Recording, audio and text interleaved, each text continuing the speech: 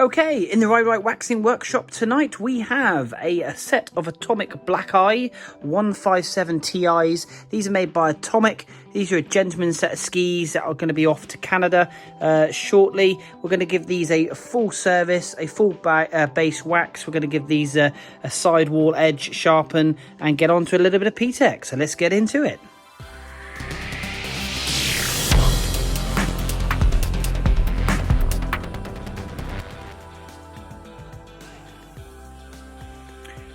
Okay, yes, so tonight what we're going to be doing to these Atomic TIs, we are going to making sure that the edges are as polished as physically possible. The rust is there. It's not as bad as a set that I previously have done in another video of mine. If you want to see how we get those turned around, then please do take a look. But we're going to get some Ptex done just on the base here. We've got some gouges and holes, so I'm going to stop in a second. I'm going to get the edges all done nicely, and then we're going to do a little bit of a video and a little bit of editorial on some Ptexing, and we'll go from there. So let's get into these skis.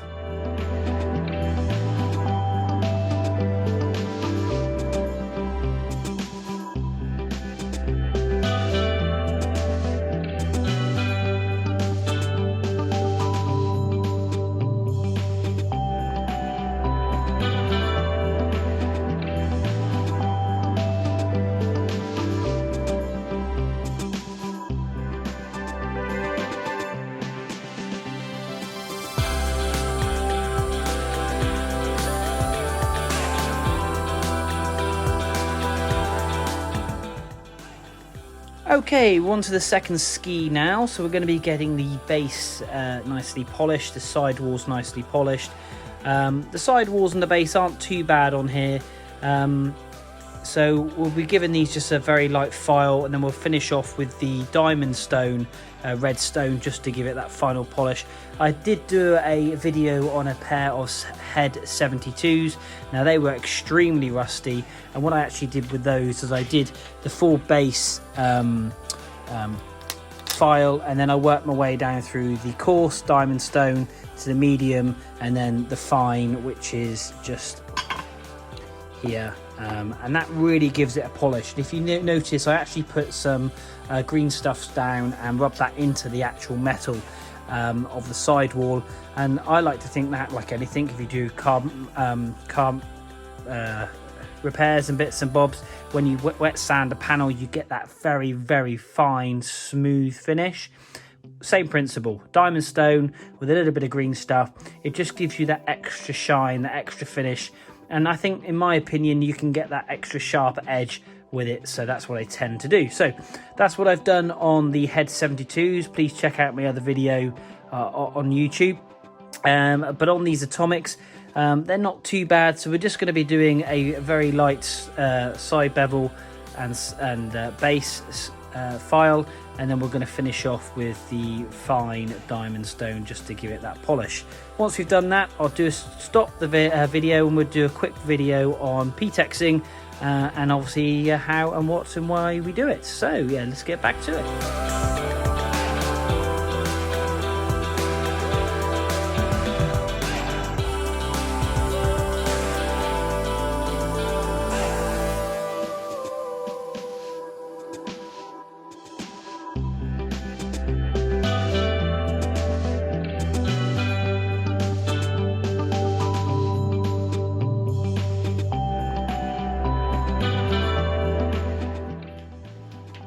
Okay, Ptexing.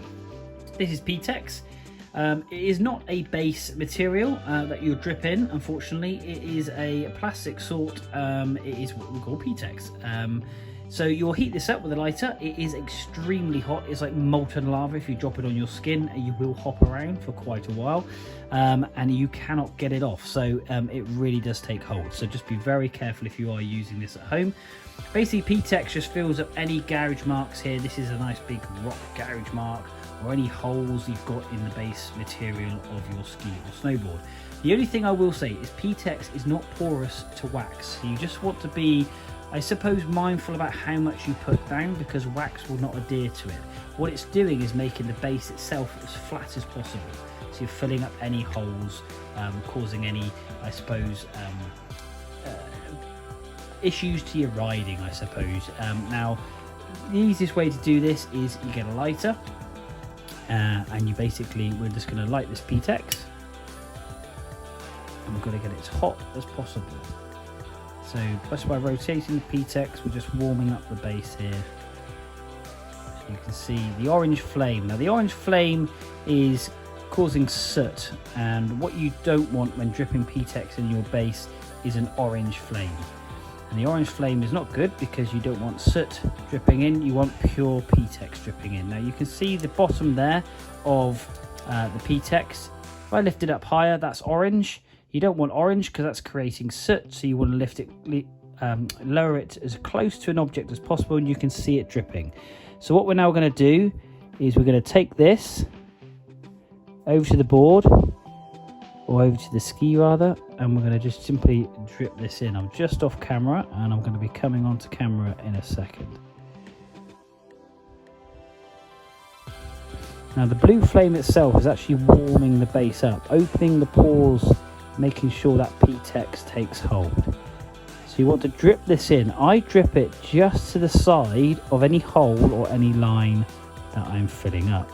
And the reason for so, I'm just going to go back to the scraper now and just grub off some of the excess here to get ourselves a nice clean. There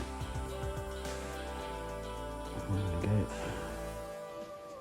Get ourselves a nice clean. There we go. And we're back in. So I'm just going to run this.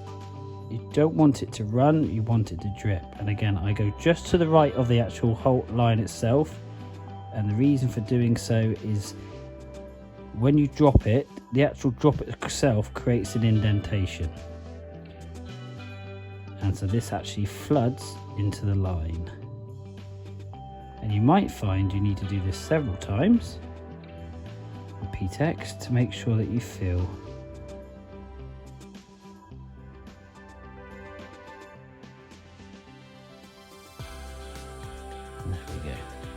Now, make sure you do this in a well-ventilated room,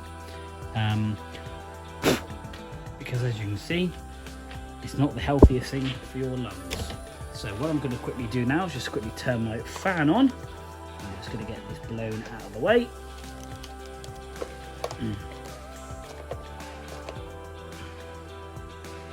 There we go. And as you can see, this is Ptex. It's a molten material. Dries ever so quickly. Look, there we go, it's already dried. And the great thing by putting it on a scraper is once it dries on a scraper, as you can see, that way, you can simply flick it off. So always have this on standby, because like you saw there, it's a bit difficult obviously because I'm trying to do it on camera, but by doing so you can make sure that blue flame is as blue as possible, so you can actually get that as close as possible to the base. Now you can see some slight indentation here. Now these indentations are what the drip itself causes, because obviously you can imagine it's like a drop of water. It goes in, expands out, and it creates a crater. So we might find that we need to come over this again once scrape this off to actually see what it looks like, and obviously to fill any pit holes that we may have missed, or any craters that obviously it's caused by dripping that in. So yeah, let's get back to it. I'm going to put you back on time lapse because I'm going to do a little bit more Ptexing on the bottom of the ski. We'll do a scrape, then we'll have a look, see what it looks like, and if need be, we'll do it again. So let's get back to it.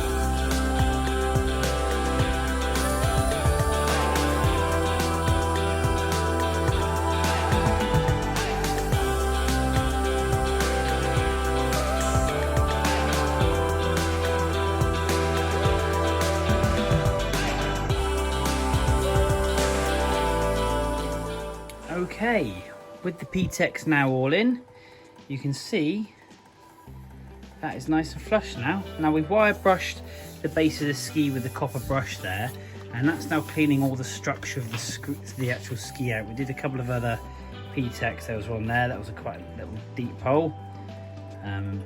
If you were to remember at the beginning of the video, so we've done that one.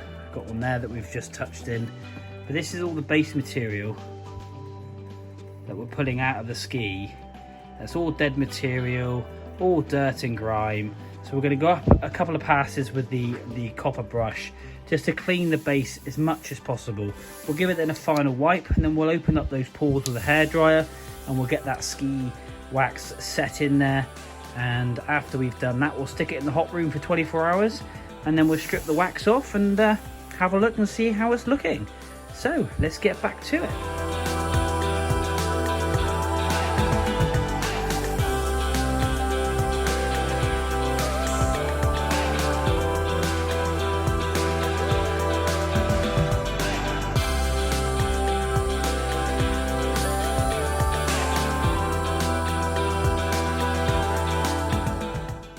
Okay, these Atomic Noman Blackeyes have now been in the hot room for over 24 hours.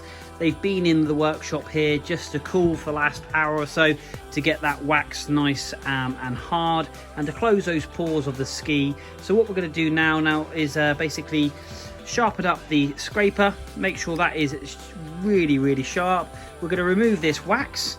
We're going to finish off then with the nylon brush. This will basically brush the structure of the ski, but pulling all those little ball bearings of wax out of all the little microfiber grooves that we have in the base. And then we're going to finish off with the horsehair brush itself to finish off with the polish. Then we're going to just zard off the edges to keep that that dreaded rust away while they're in storage and while they make their way over to the Canadian Rockies, I assume. So yeah, let's get to it.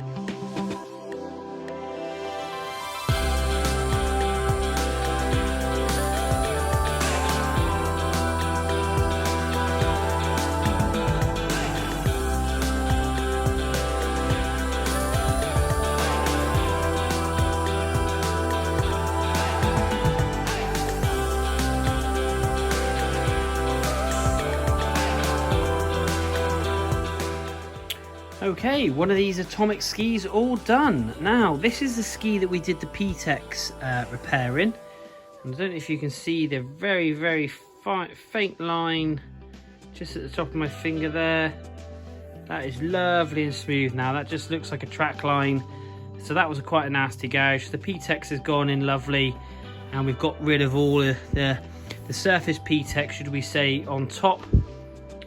Those edges are looking lovely. We've got the structure there back in the ski, which you can see, which is going to give it its glide and speed. So this ski is now all ready to rock and roll. Up to the front there. We're going to get onto the other one, get that finished off, wrap them up and get them back to the customer.